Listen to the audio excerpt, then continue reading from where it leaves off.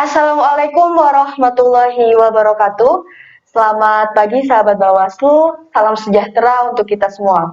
Perkenalkan, saya Kamelia, staf Divisi Penanganan Pelanggaran Bawaslu Kota Tegal. Pada hari ini, saya akan memandu acara Weciuh, Bincang Demokrasi bersama Bawaslu Kota Tegal, episode ketiga. Senang sekali rasanya hari ini kami bisa kembali menyapa sahabat Bawaslu sekalian. Baik sahabat Bawaslu, episode ketiga kali ini akan membahas tema menelisik sumber penanganan dugaan pelanggaran pemilihan.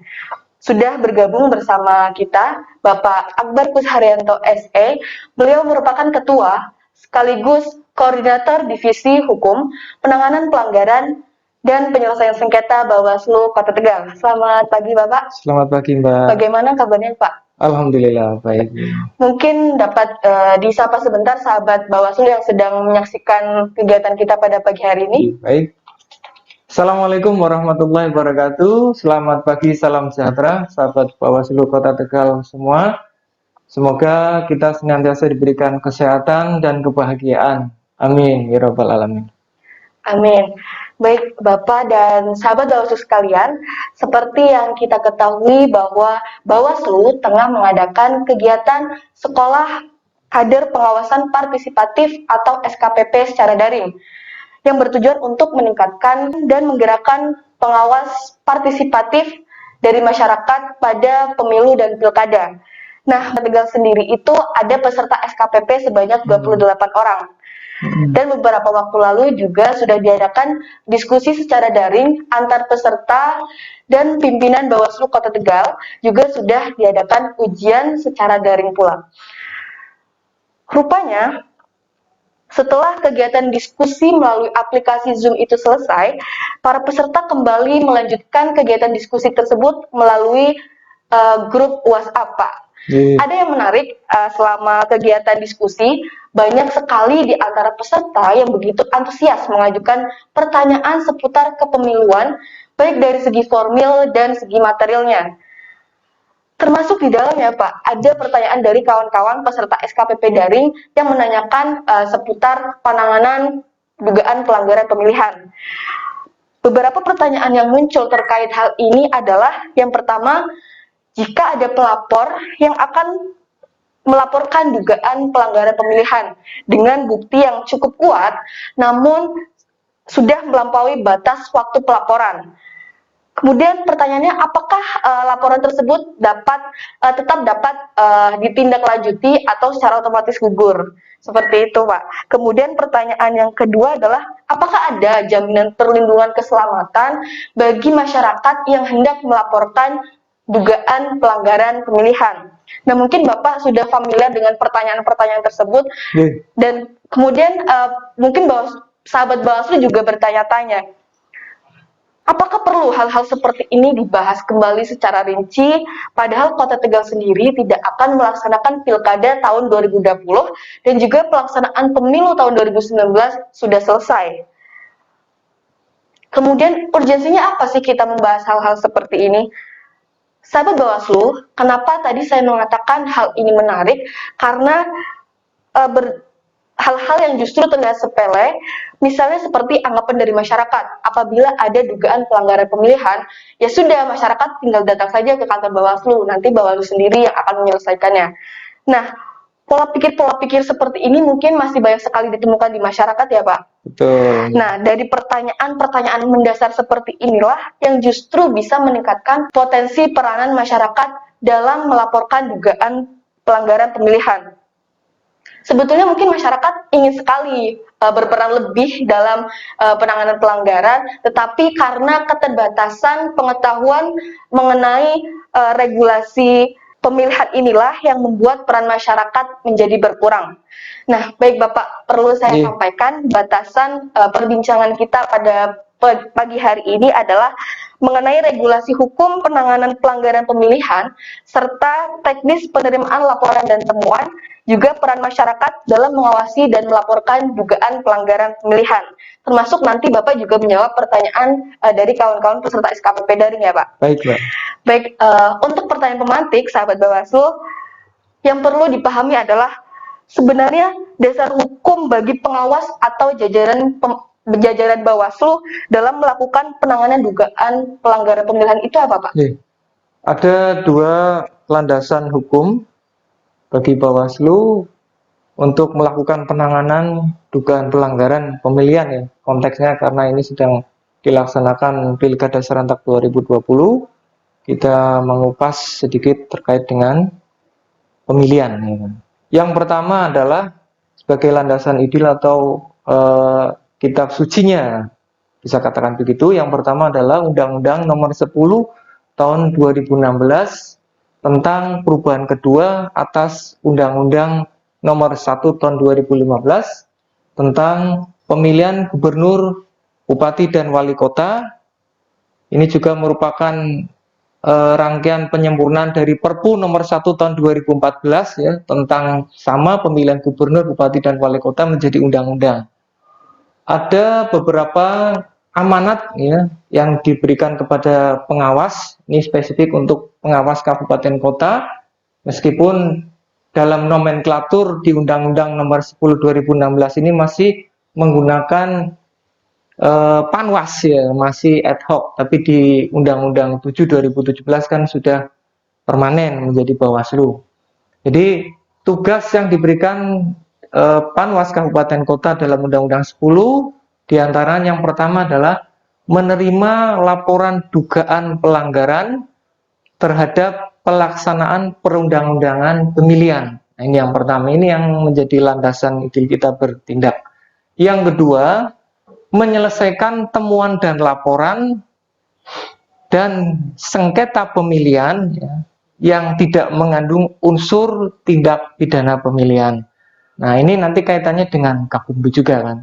Yang ketiga, meneruskan temuan dan laporan kepada KPU, kabupaten kota, dan provinsi untuk ditindaklanjuti. Ini kaitannya juga dengan hasil penanganan pelanggaran terkait dengan pelanggaran administrasi. Dan yang ketiga adalah meneruskan temuan dan laporan yang bukan merupakan kewenangan Panwas, bukan merupakan kewenangan pengawas pemilihan ini kepada instansi yang terkait. Ini terkait juga dengan pelanggaran kode etik dan pelanggaran perundang-undangan lainnya. Itu yang pertama menjadi landasan idil. Yang menjadi landasan operasional adalah Peraturan Badan Pengawas Pemilihan Umum atau disebut biasa dengan Perbawaslu Nomor 14 Tahun 2017 tentang penanganan laporan pelanggaran pemilihan gubernur, wakil gubernur, bupati, wakil bupati, dan wali kota, wakil wali kota. Ini yang menjadi landasan kita bertindak ini, menindaklanjuti laporan dan temuan itu. Baik, Bapak, sebelum kita melangkah ke pertanyaan-pertanyaan lanjutan, karena kita sudah mengetahui dasar dari pengawas dan jajaran Bawaslu dalam melakukan penanganan pelanggaran, kemudian sumber dilakukannya penanganan dugaan pelanggaran itu apa, Pak? Sumbernya dari mana sih? Iya, sebagaimana tema yang diangkat pada kesempatan pagi hari ini, sumber penanganan dugaan pelanggaran itu ada dua, ya. Atau biasa disebut mungkin pintu masuk pengawas pemilihan menangani dugaan pelanggaran. Yang pertama adalah dari internal. Dari internal itu apa? Yaitu temuan. Nah, temuan adalah hasil pengawasan pengawas pemilihan yang mengandung dugaan pelanggaran. Nah, ini berasal dari pengawas sendiri, makanya disebut ini adalah pintu masuk dari internal. Sumber yang pertama. Jadi pengawas pemilihan pada setiap kesempatan melakukan pengawasan itu wajib membawa formulir model A. Ini adalah formulir hasil pengawasan. Jadi manakala melakukan pengawasan harus selalu membawa formulir ini dan harus segera dituangkan dalam formulir ini hasil pengawasannya. Sehingga pengawas pemilihan mengetahui lebih awal ya, dan bisa menganalisa ketika adanya dugaan pelanggaran pemilihan. Ya. Jadi tidak berlarut-larut, bisa segera ditindaklanjuti. Ini adalah yang pertama pintu masuk atau sumber yang dari internal. Yang kedua, sumber dari eksternal. atau pintu masuk dilakukannya penanganan dari pihak di luar pengawas pemilu, yaitu laporan. Laporan dugaan pelanggaran pemilihan adalah laporan secara tertulis yang disampaikan oleh pelapor kepada pengawas pemilihan menyangkut terjadinya dugaan pelanggaran pemilihan. Nah, jadi laporan ini disampaikan langsung, oleh pelapor. Nah, mungkin timbul pertanyaan, siapa sajakah yang bisa menjadi pelapor dalam melaporkan dugaan pelanggaran pemilihan ini? Dalam Perbawaslu 14/2017 sudah diatur pada pasal 6 itu menyebutkan yang menjadi pelapor untuk dapat melaporkan adanya dugaan pelanggaran pemilihan adalah warga negara Indonesia yang mempunyai hak pilih di pemilihan setempat. Nah, jadi di wilayah setempat. Jadi wilayah yang sedang menyelenggarakan pemilihan bupati wali kota atau gubernur itu yang bisa. Yang kedua, pemantau pemilihan. Pemantau pemilihan di sini yang dimaksud adalah pemantau yang terdaftar terakreditasi di KPU. Nah, dan yang ketiga adalah peserta pemilihannya. Itu ada 3. Baik, mungkin sahabat Bawaslu sudah mengetahui ya sumber atau dasar hukum pengawas dan jajaran Bawaslu bergerak itu apa, kemudian sumber dilakukannya penanganan dugaan pelanggaran itu apa, kemudian yang tidak kalah penting untuk diketahui adalah alur, Pak. Alur penanganan pelanggaran di Bawaslu sendiri itu seperti apa? Apakah masyarakat cukup datang ke kantor Bawaslu saja, atau yang masyarakat mungkin belum banyak tahu mekanisme dan syarat-syarat dapat dilakukannya sebuah laporan dapat ditindaklanjuti seperti itu, Pak? Untuk alur penanganannya, yang pertama masyarakat memang harus datang langsung, kemudian mengisi formulir model A1, yaitu formulir penerimaan laporan. Formulir ini diantaranya memuat syarat formil dan material. Nah, diantaranya untuk syarat formilnya yaitu terkait dengan identitas pelapor. Nah, identitas pelapor ini terkait dengan pihak-pihak mana saja yang dapat melaporkan adanya dugaan pelanggaran pemilihan. Yang kedua, identitas pihak terlapornya. Jadi nama dan alamat pihak terlapor. Kalau tadi untuk identitas pelapor dilengkapi dengan fotokopi kartu tanda penduduk elektroniknya. Selanjutnya, bahwa laporan yang disampaikan sebagai syarat formil itu tidak boleh melebihi 7 hari sejak ditemukannya atau diketahuinya sebuah peristiwa dugaan pelanggaran pemilihan. Dan yang terakhir, syarat formil adalah kesesuaian antara tanda tangan pelapor ya pada form laporan dengan dicocokkan dengan identitasnya, kartu identitasnya. Ini termasuk adalah syarat formilnya. Nah, syarat materialnya itu diantaranya memuat uraian kejadian peristiwa, ya, waktu peristiwanya kapan, tempat peristiwanya di mana, terus nama saksi-saksinya, dan yang terakhir adalah bukti. Nah, jadi formulir A1 ini harus diisi lengkap dan ditandatangani oleh pelapor. Nah, setelah menyampaikan laporan, nanti petugas penerima laporan akan menerbitkan formulir A model A3. Ini adalah tanda bukti diterimanya sebuah laporan dari masyarakat. Nah, selanjutnya akan dilakukan penilaian. Nah, apakah laporan ini memenuhi syarat formil dan material ya.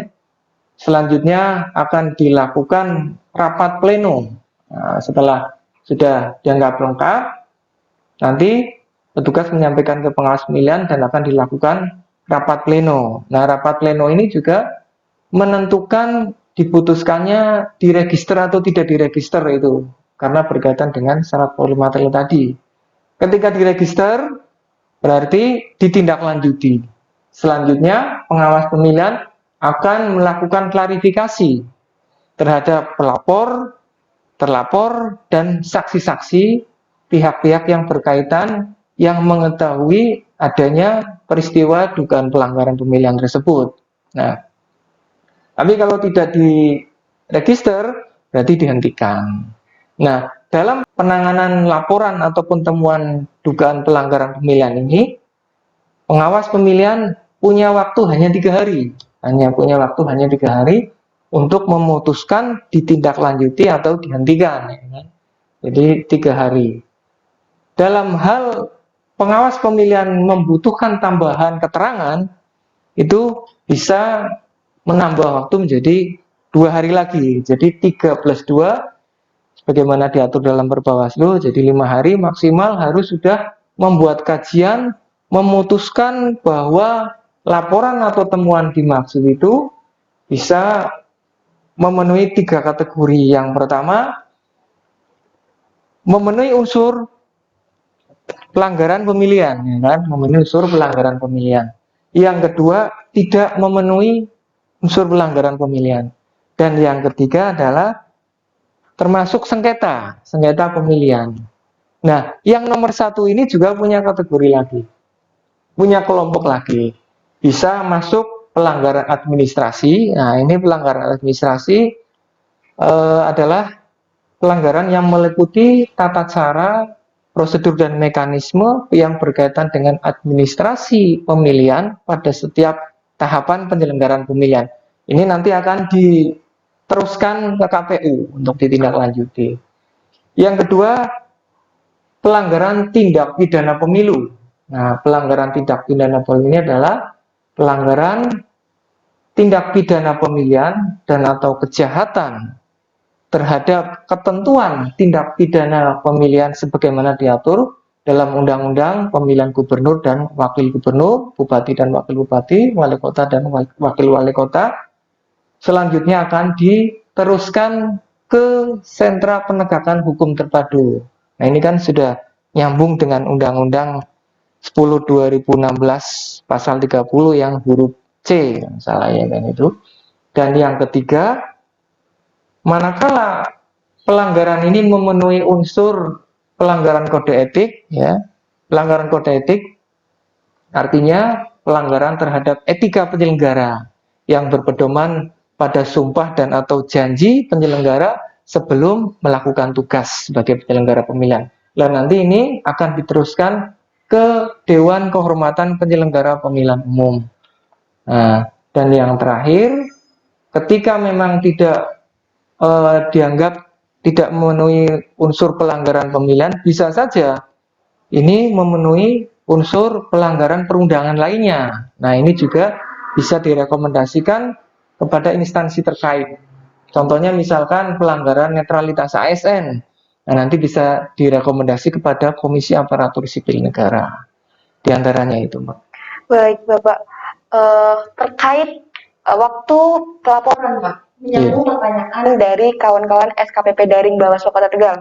Itu apabila masyarakat ingin melaporkan dugaan pelanggaran, tetapi ternyata waktunya sudah melampaui batas. Kemudian apakah laporan tersebut tetap bisa ditindaklanjuti dengan cara-cara tertentu atau sudah otomatis gugur, tidak dapat dilakukan penanganan? Terima kasih. Sebagaimana tadi yang sudah saya sampaikan, bahwa baik temuan maupun laporan dugaan pelanggaran itu harus memenuhi syarat formil dan material. Nah, ketika sudah melewati 7 hari, ini kan merupakan syarat formil, nah yang harus dipenuhi. Karena memang amanat undang-undang menyatakan seperti itu, nah itu berarti tidak bisa ditindaklanjuti karena sudah melampaui atau melewati batas waktu 7 hari sejak ditemukan atau diketahuinya dugaan pelanggaran. Jadi laporan ini daluarsa, istilahnya itu daluarsa. Jadi tidak bisa ditindaklanjuti. Baik, berarti sahabat Bawaslu sudah mendapatkan poinnya. Apabila batas waktu pelaporan sudah habis, maka laporan tersebut sudah tidak dapat dilakukan penanganan pelanggaran. Kemudian tadi berdasarkan penjelasan Bapak mengenai mekanisme alur penanganan pelanggaran, Bapak menyebutkan terkait sentra gakumdu. Mungkin dapat dijelaskan lebih lanjut, Pak, sentra gakumdu dalam Bawaslu itu apa? Oh ya, sentra gakumdu itu sentra penegakan hukum terpadu. Nah, sentra Gakumdu ini hanya ada di tingkat kota kabupaten, ya, pengawas tingkat kota kabupaten, tingkat provinsi dan tingkat pusat di RI. Nah, jadi tidak sampai ke kecamatan dan desa atau kelurahan. Jadi sentra Gakumdu ini adalah sebuah kelembagaan, yang diamanatkan oleh undang-undang untuk menangani tindak pidana pemilihan. Ya. Di dalamnya ada sebagai anggota adalah Bawaslu, ya, pertama pengawas pemilihannya, yang kedua adalah penyidik kepolisian, ya, dari Polri, dan yang ketiga adalah penuntut umum dari Kejaksaan Negeri itu. Dari Kejaksaan. Kalau di kabupaten kota berarti kepolisian resort, terus penuntut umumnya dari Kejari, Kejaksaan Negeri. Kalau di tingkat provinsi, kepolisiannya adalah kepolisian daerah, Polda, kejaksaannya adalah Kejaksaan Tinggi, ya kan, Kejaksaan Tinggi. Tapi kalau di RI, di tingkat pusat, dari Polri, ya, dari Mabes Polri dan dari Kejaksaan Agung. Itu yang menjadi anggota dalam sentra penegakan hukum terpadu yang akan menangani dugaan pelanggaran tindak pidana pemilihan. Baik, karena polisi ini sudah tergabung bersama sentra penegakan hukum di Bawaslu, kemudian apabila ada masyarakat ingin melaporkan suatu dugaan pelanggaran pemilihan, tapi lewat kantor polisi, Pak, karena mungkin masyarakat lebih merasa aman dan terlindungi karena persenjataan yang dimiliki polisi. Mungkin seperti itu, dan ini sekaligus menjawab salah satu pertanyaan dari kawan-kawan SKPP tadi yang terkait apakah ada perlindungan keselamatan bagi calon pelapor. Oh ya, jadi polisi sebagai mitra dalam kelembagaan Bawaslu bagi pengawas pemilu tidak ada masalah. Saya kira boleh-boleh saja masyarakat melaporkan ke polisi karena mungkin merasa nyaman, merasa aman karena polisi punya persenjataan. Namun demikian, pasti pihak kepolisian akan mengarahkan laporannya kepada pengawas pemilu karena memang yang diberikan mandat oleh undang-undang sebagai pintu masuk dilakukannya penanganan temuan maupun laporan itu Bawaslu dari pengawas pemilu sendiri itu. Nah, terkait dengan pengamanan, ya, untuk menjamin rasa aman pelapor, meskipun belum ada lembaga yang khusus menangani untuk saksi pelapor dugaan pemilihan, berbeda dengan LPSK yang sudah ada ketetapan sebagai lembaga yang melindungi saksi dan pelapor untuk tindak-tindak pidana tertentu, ya kan. Jadi untuk pemilihan memang belum ada lembaga yang khusus untuk menangani saksi dan pelapor maupun tidak berbicara korban, ya, berbeda dengan LPSK, saksi maupun pelapor. Namun demikian, Bawaslu, ya, kami dalam kelembagaan Gakumdu termasuk kepolisian dan kejaksaan berkomitmen akan memberikan rasa aman, akan menjamin keamanan kepada pelapor. Nah, insya Allah pelapor tidak perlu khawatir, tidak perlu takut ketika melaporkan dugaan pelanggaran pemilihan. Ya. Jadi itu sudah menjadi komitmen bersama dari aparat penegak hukum yang berada dalam kelembagaan sentra Gakumdu ini, Mbak. Baik, jadi sahabat Bawaslu tidak perlu lagi merasa takut apabila ingin melaporkan sebuah dugaan pelanggaran pemilihan. Kemudian di samping rasa takut, Pak, mungkin ada hal-hal lain yang membuat sahabat Bawaslu belum berkesempatan untuk melaporkan secara langsung ke kantor Bawaslu nih. Kemudian sahabat Bawaslu melaporkan secara lewat telepon atau via pesan WhatsApp. Bagaimana Bawaslu menindaklanjuti laporan yang berasal dari telepon atau pesan WhatsApp itu, Pak? Jadi sebagaimana laporan yang dimaksud dalam landasan operasional di Perbawaslu ini, yang dimaksud dengan laporan adalah laporan yang secara tertulis, secara resmi yang disampaikan lapor kepada pengawas pemilihan. Namun demikian, pengawas pemilu tetap akan menerima laporan dari masyarakat, ya, meskipun melalui telepon atau melalui pesan singkat di chat WA atau SMS, atau mungkin datang langsung tapi tidak mau menulis laporan secara tertulis. Kami akan menyikapi sebagai informasi awal. Nah, dari informasi awal ini, nanti pengawas pemilihan akan melakukan penelusuran. Jadi manakala penelusuran itu didapati adanya kebenaran tentang laporan dugaan pelanggaran, selanjutnya pengawas pemilihan akan menindaklanjuti sebagai temuan. Nah, nanti prosesnya ya seperti temuan, alurnya sama tadi, hampir sama dengan penanganan laporan. Baik, terkait pelaporan dari masyarakat, Pak. Ada salah satu survei mengenai evaluasi kinerja KPU dan Bawaslu yang dilakukan oleh Indonesian Corruption Watch atau ICW pada tahun 2016 pada aspek sarana pelaporan dugaan pelanggaran pemilu secara daring di Bawaslu. Sebanyak 60% atau sebagian besar responden menyatakan sarana tersebut kurang baik, Pak. Nah, menurut Bapak sendiri, apakah hal tersebut yang menjadi sebab menurunnya partisipasi dari masyarakat terkait pelaporan dugaan pelanggaran pemilihan, Pak?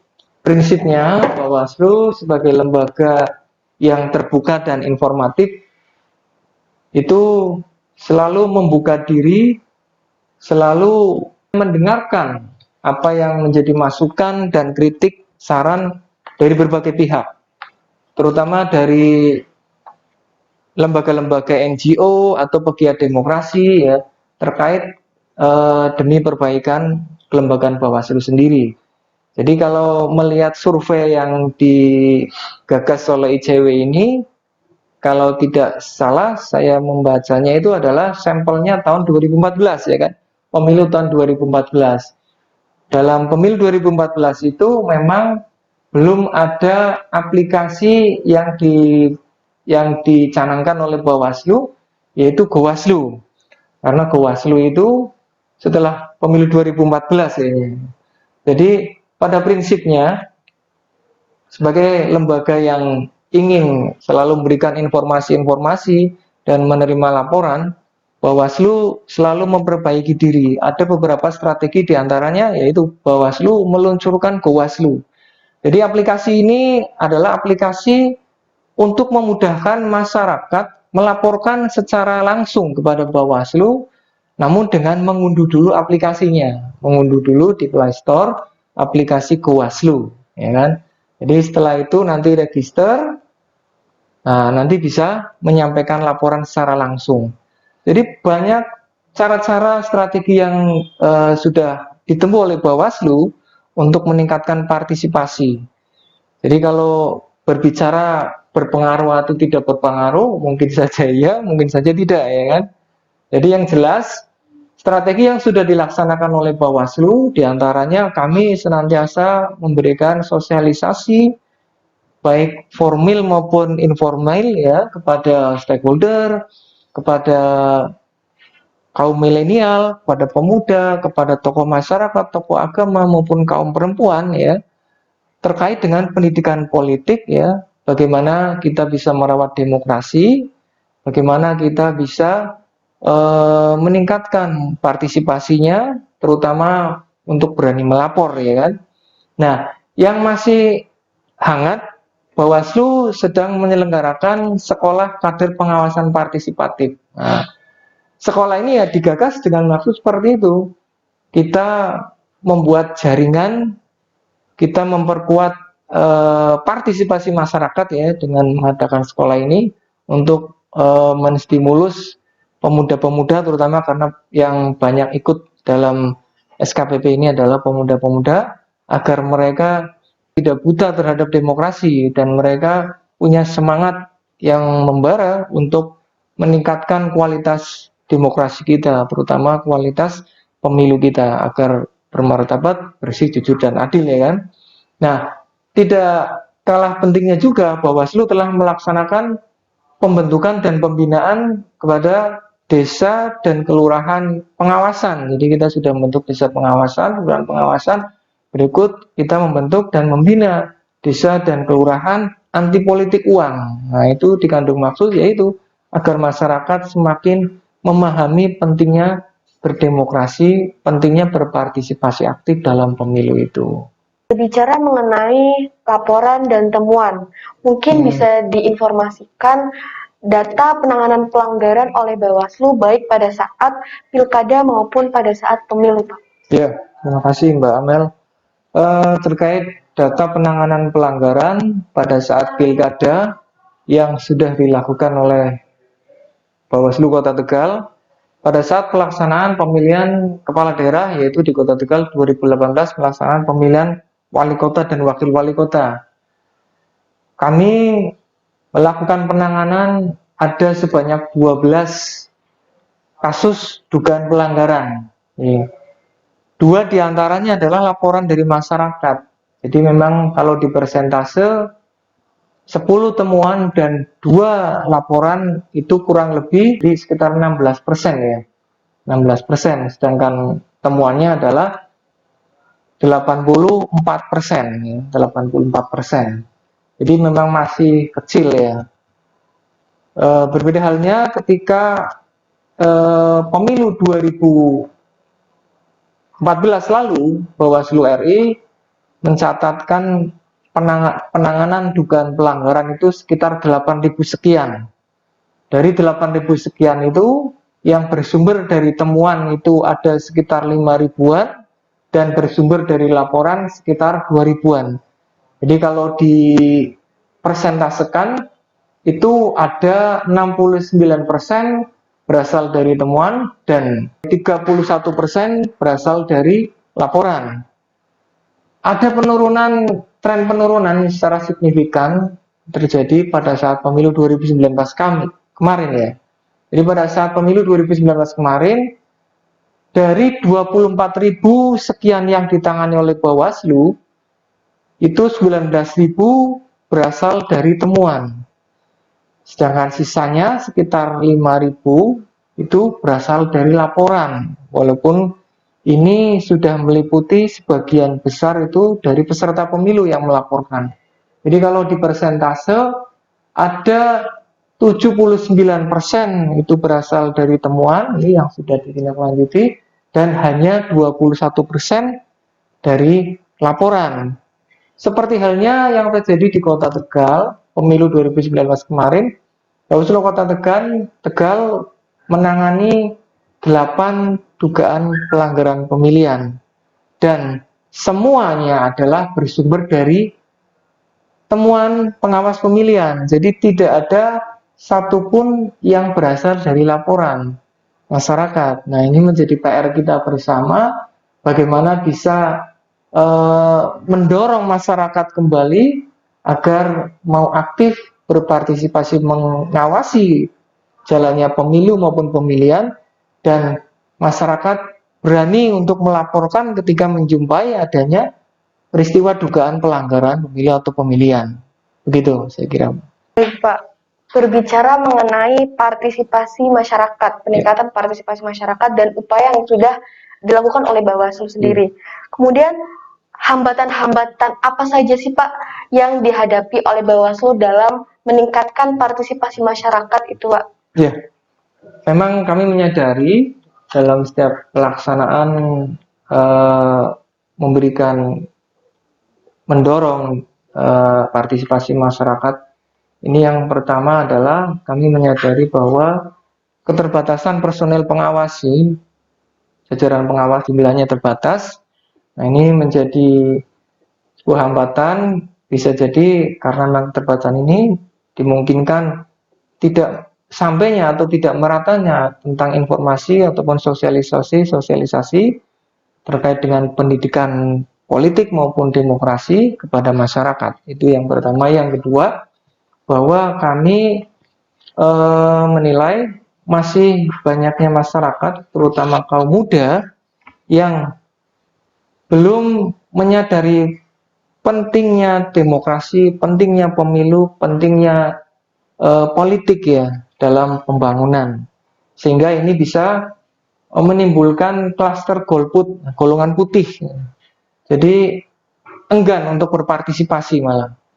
Nah, ini juga mungkin bisa ditimbulkan oleh hambatan yang ketiga, Itu karena memang kurang sadarnya dari masyarakat, kurang pahamnya. Ini mungkin ya karena pengaruh dari yang pertama tadi itu kurang meratanya informasi.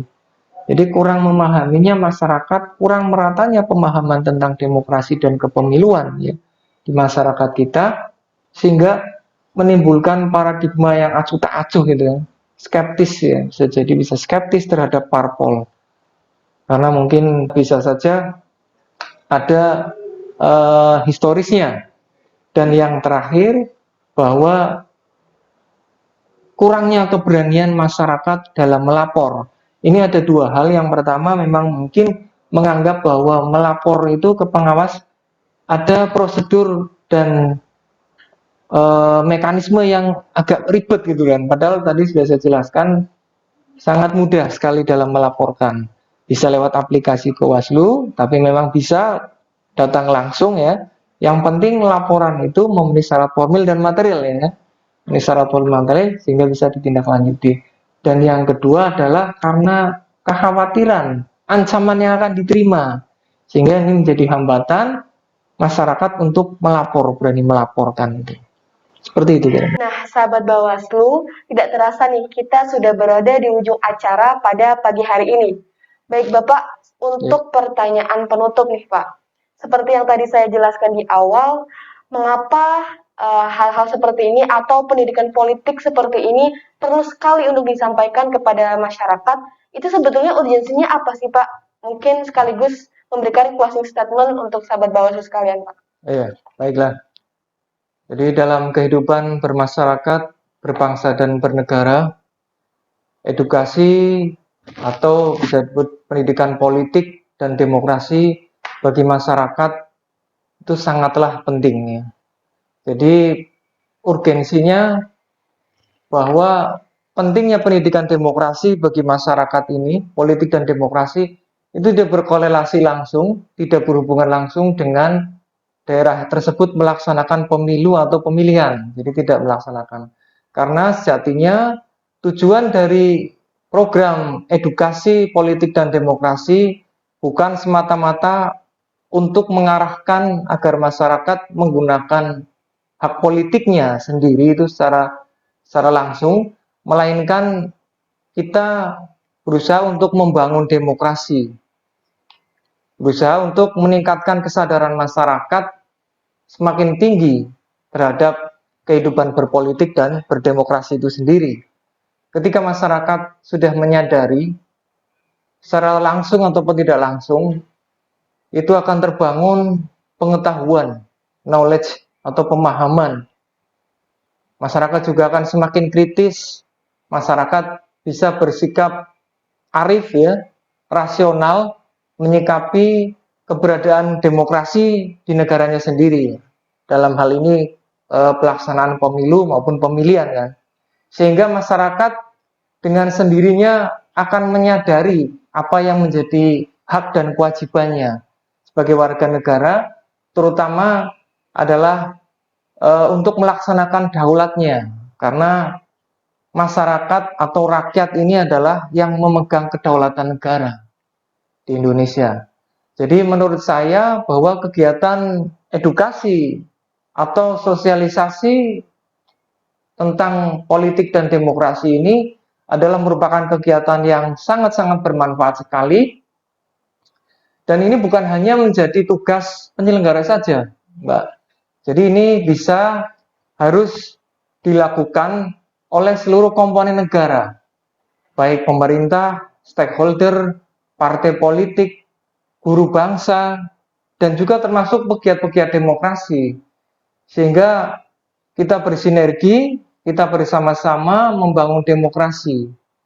Karena saya mengutip dari pendapat salah seorang pemikir atau filosof, bahwa sejatinya membangun demokrasi itu adalah seperti membangun peradaban, membangun peradaban manusia.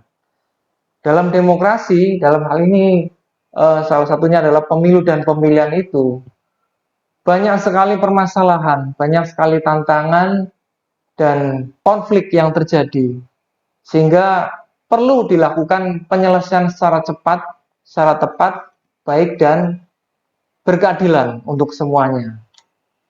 Nah, disitulah esensinya mengapa kita harus senantiasa melakukan pendidikan politik. Jadi malah ini justru adalah waktu yang tepat, jauh-jauh hari sebelum ada pemilihan kepala daerah, khususnya di Kota Tegal ini, kita bisa menanamkan nilai-nilai demokrasi kepada masyarakat. Nah, ini secara langsung saya yakin akan secara signifikan berkorelasi langsung dengan peningkatan pelaksanaan demokrasi itu sendiri. Jadi pemilu, insya Allah ketika masyarakat sudah bisa menyadari tentang hak dan kewajibannya dia berpolitik, insya Allah akan meningkatkan kualitas pemilu itu sendiri. Sehingga mewujudkan pemilu yang demokratis, mudah-mudahan sebuah keniscayaan dan insya Allah akan bisa kita capai. Dan sebagai closing statement, saya ingin mengutip juga pendapat dari salah seorang pemikir atau filosofi Barat yang bernama Joseph Schumpeter. Jadi Schumpeter berpendapat bahwa rakyat merupakan penghasil pemerintah dan berfungsi sebagai mekanisme untuk memilih orang-orang yang akan memutuskan. Jadi bisa memutuskan arah kebijakan atau aturan-aturan, undang-undang dan lain sebagainya. Jika prosedur demokrasi sudah dijalankan, harapannya rakyat akan mendapatkan penerimaan yang semakin besar, semakin besar. Meskipun dalam praktiknya belum tentu prosedur yang dijalankan itu atau keputusan-keputusan itu dilakukan secara demokratis. Maknanya apa? Jadi maknanya bahwa pemilu ini esensinya ya rakyat, gitu. Pemilu ini esensinya rakyat. Makanya kita harus senantiasa bisa meningkatkan partisipasi masyarakat. Jadi rakyat atau dalam hal ini pemilih adalah salah satu elemen kunci. Ada 4 elemen dalam pemilu. Yang pertama adalah regulasi atau undang-undang. Yang kedua penyelenggara, ada Bawaslu, KPU dan DKPP, dan ada peserta pemilu, partai politik maupun perseorangan, ya kan. Dan yang terakhir yang sebagai kunci adalah rakyat sebagai pemilih, pemegang kedaulatan. Sehingga demokrasi yang bahasa Yunaninya adalah demos dan kratos. Diartikan demos adalah rakyat, kratos adalah kekuasaan atau kedaulatan.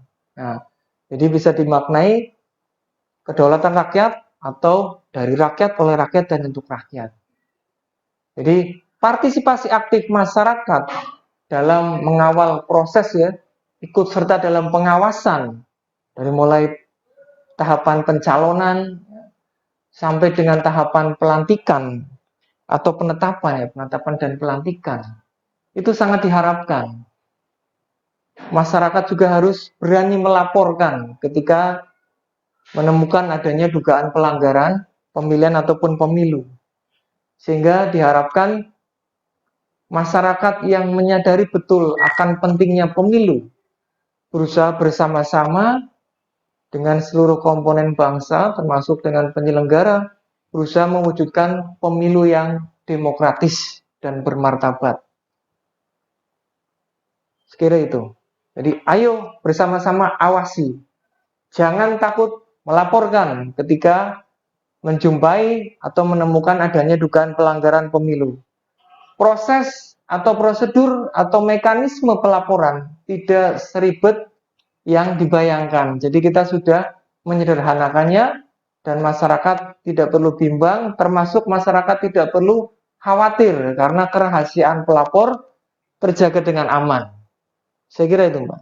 Baik, sahabat Bawaslu, setelah penjelasan yang disampaikan oleh Bapak Akbar Gus Haryanto, jangan lupa apabila ada pertanyaan terkait materi yang sudah disampaikan, sahabat Bawaslu bisa menyampaikannya di kolom komentar.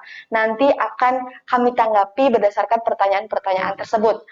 Nah, sebelum itu, jangan lupa ikuti sosial media kami juga, baik itu di Facebook, di Twitter, maupun di Instagram.